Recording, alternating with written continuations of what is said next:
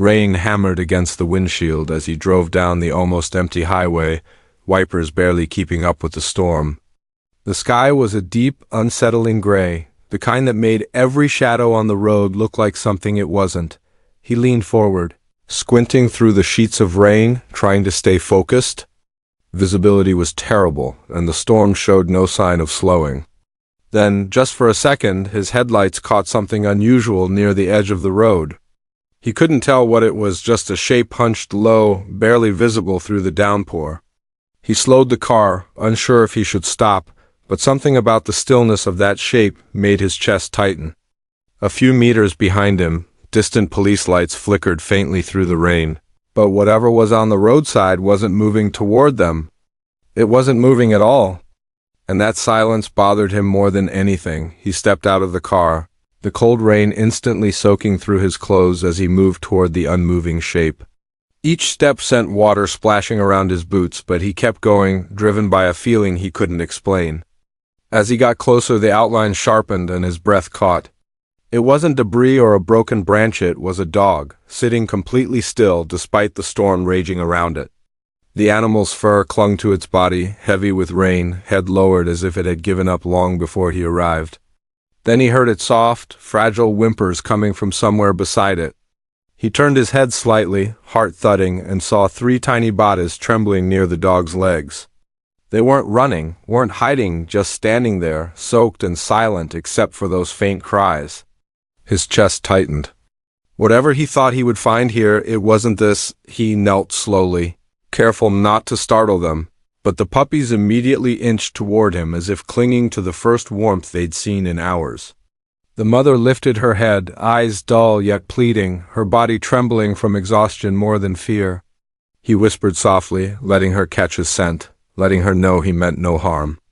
When she didn't pull away, he gently untied the soaked rope around her neck. She stayed still, as if she no longer had the strength to resist anything at all. One by one, he lifted the tiny, shivering pups inside his jacket, feeling their fragile bodies press against his chest.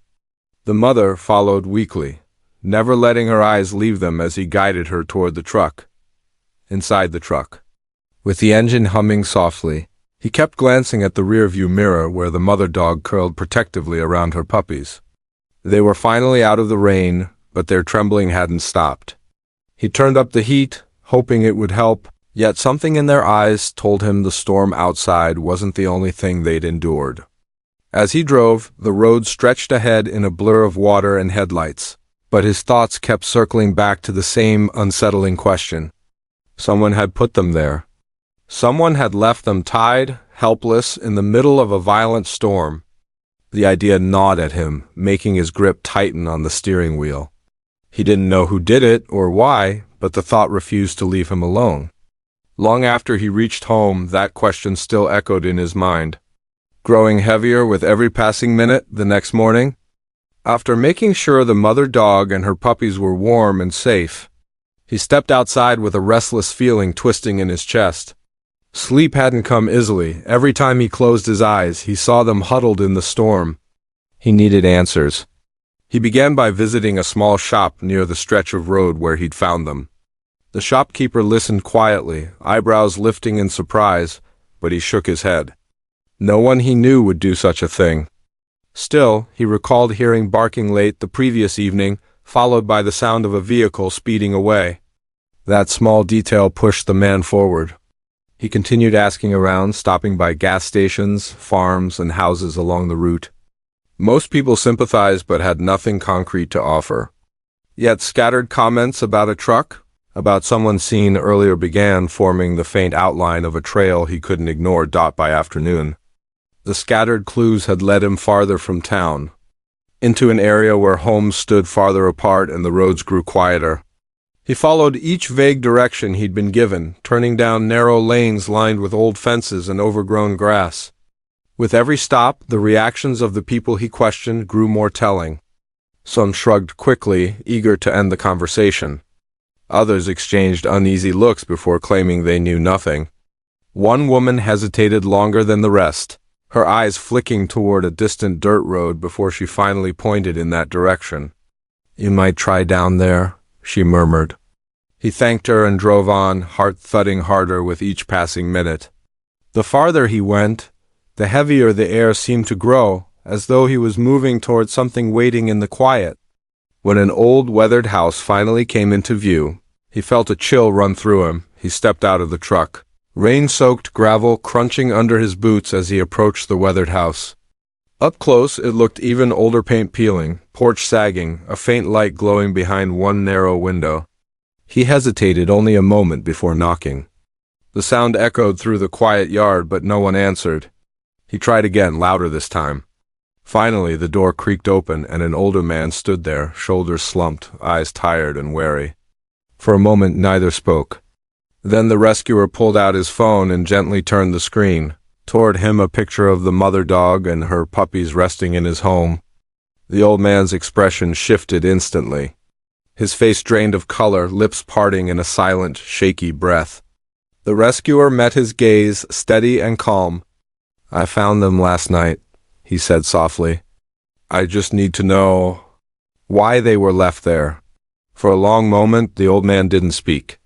His hand trembled against the doorframe, and his eyes glistened as he stared at the photo. When he finally tried to talk, his voice cracked, barely audible over the soft rumble of distant thunder.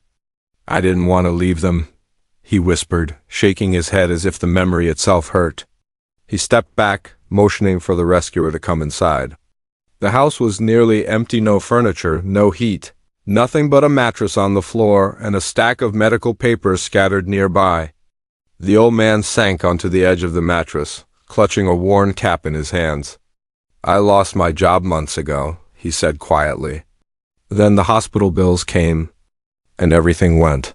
His eyes filled again, but he forced himself to continue. "I couldn't feed them anymore. I couldn't even feed myself. I thought if I left her somewhere, someone would find her. Somewhere better than here. I waited in my truck until the rain started.